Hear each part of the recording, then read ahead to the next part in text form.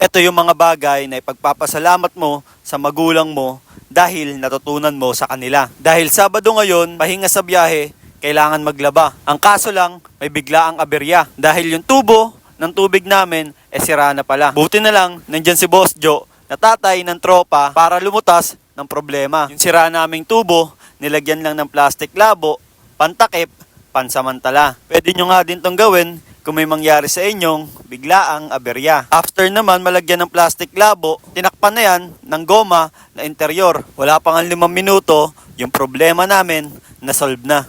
Baka umabot pa to ng mga 2 taon. 2 taon pa yung abutin, no? Plastic labo lang yung pinandugtong. Malaking tulong to para sa mga mag-aayos sa bahay na walang ano.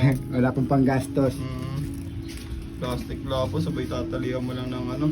Interior. Interior na. Yun lang pala. Yun lang. Yan. Na. Mahusay. Thank you, Boss Joe. Nice one.